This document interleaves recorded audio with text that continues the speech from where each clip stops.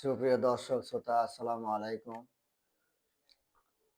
ভূমি রেজিস্ট্রেশন আইনি ইউটিউব চ্যানেলের পক্ষ থেকে আমি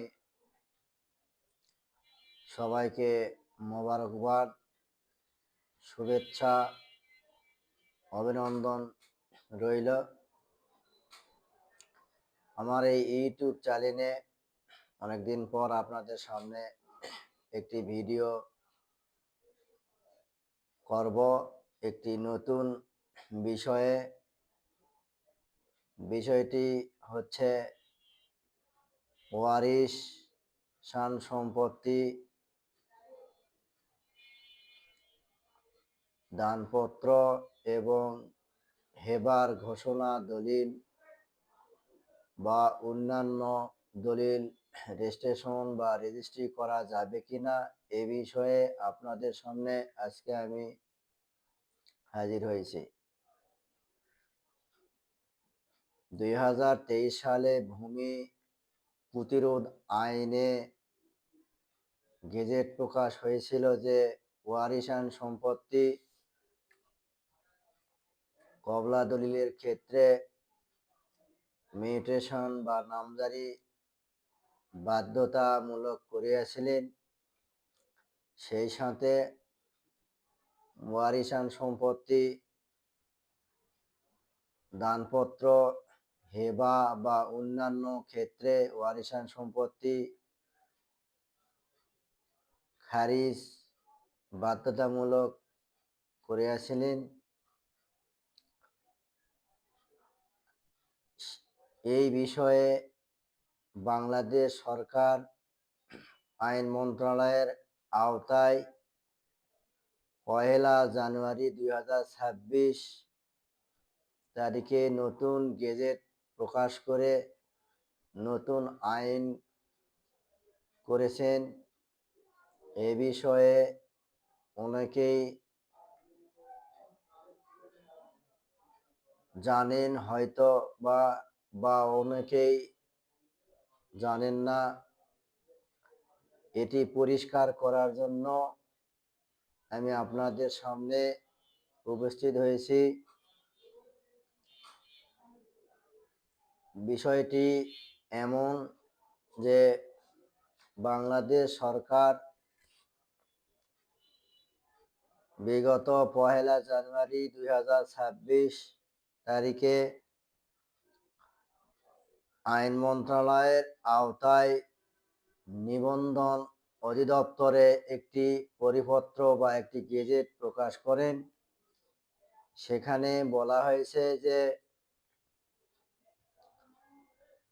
মৃত ব্যক্তির ত্যক্ত সম্পত্তি ওয়ারিশান ব্যক্তিবর্গ বিক্রয় কবলা দলিলের ক্ষেত্রে খারিজ বাধ্যতামূলক এবং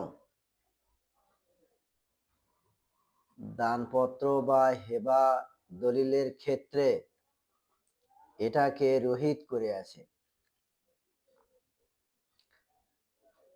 যেমন দাদার সম্পত্তি নাতিরা অন্য কাউকেই দান বা নিজস্ব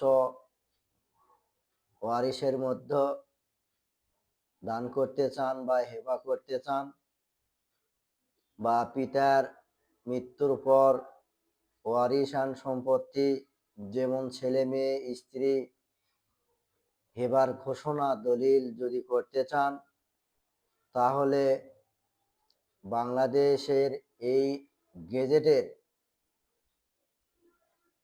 আইন অনুযায়ী বাংলাদেশে প্রতিটি উপজেলা সদর সাব রেজিস্ট্রার অফিসে আপনি হেবার ঘোষণা দলিল রেজিস্ট্রি করতে পারবেন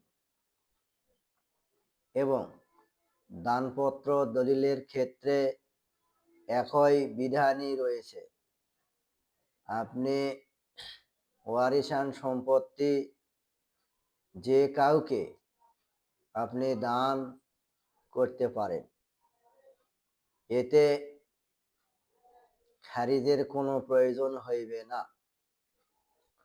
এই দলিল রেজিস্ট্রি করণের ক্ষেত্রে যেসব কাগজ পত্র বা ডকুমেন্ট সাব রেজিস্ট্রার কার্যালয়ে সাব রেজিস্ট্রার সাহেবের কাছে উপস্থিত বা উপস্থাপক করতে হবে, সেগুলো হচ্ছে ওয়ারিশ গুণের মধ্যে উভয় পক্ষের জন্ম সনদ বা এনআইডি কার্ড অথবা ভোটার আইডি কার্ড এবং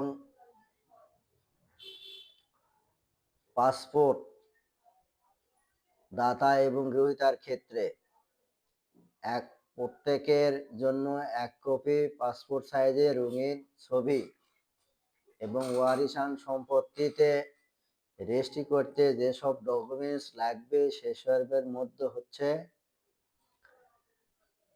আপনি যে ব্যক্তির সম্পত্তি প্রাপ্ত হয়েছেন সেই ব্যক্তির দলিল,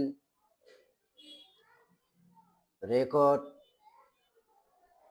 খাজনা, হালসন পর্যন্ত এইসব সংগ্রহ করার পর আপনি যে এলাকার ইউনিয়ন অথবা পৌরসভা অথবা সিটি কর্পোরেশনের অধীনে ভোটার হয়ে থাকলে অবশ্যই আপনাকে ওয়ারিশান সনদ সাব রেজিস্ট্রার কার্যালয়ে প্রদর্শন করতে হবে।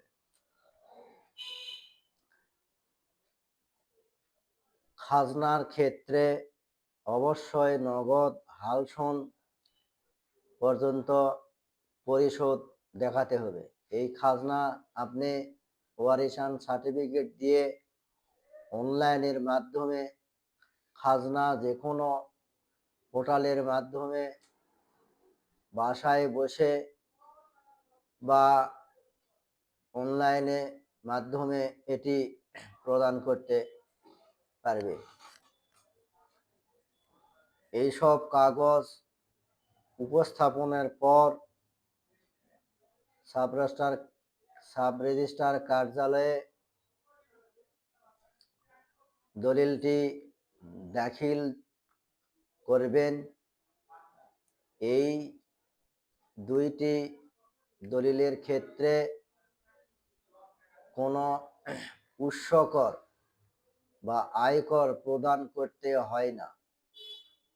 হেবার ঘোষণার ক্ষেত্রে শুধু স্ট্যাম্প, নন জুডিশিয়াল স্ট্যাম্প 1000 টাকা, সেই সাথে 300 টাকার হলফ দিতে হয় এবং রেজিস্ট্রি অফিসের সরকারি নগদ ফি দিয়ে আপনি হেবার ঘোষণা দলিল রেজিস্ট্রি করতে পারবেন।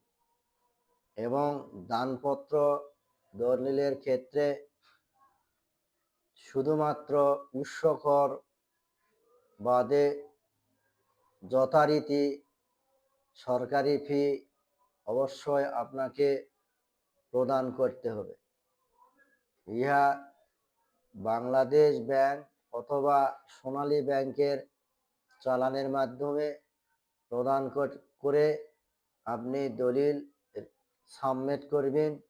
অবশ্যই আপনার দলিল সাব রেজিস্ট্রার সাহেব আপনার কাগজপত্র যাচাই বাছাই করার পর দলিলটি রেজিস্ট্রি করার যোগ্য হইলে আপনাকে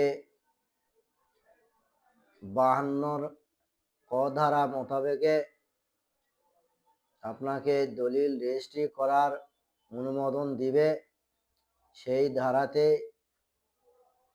অফিসের সরকারি ফি প্রদান করে দলিল রেজিস্ট্রি করণের রসিদ প্রদান করবে। আপনি এই রসিদ নিয়ে যত্ন সহকারে সংরক্ষণ করবেন। এই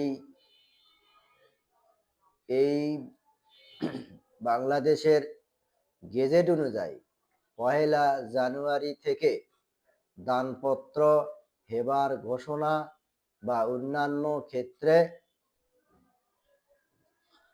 খারিজ বাধ্যতামূলক নয়, ইহা রহিতকরণ হয়েছে। আপনারা আমার এই ইউটিউব চ্যানেলের সামান্য এই ভিডিও জনসাধারণের জন্য উৎসর্গ করে দিলাম, যাতে করে সকলের উপকৃত হন। এই বলে আমার আলোচনা আজকের মতো শেষ করছি। সকলের সুস্থ দীর্ঘ আয়ু কামনা করে এই মুহূর্তে আপনাদের সামনে থেকে বিদায় নিচ্ছি। আল্লাহ হাফেজ।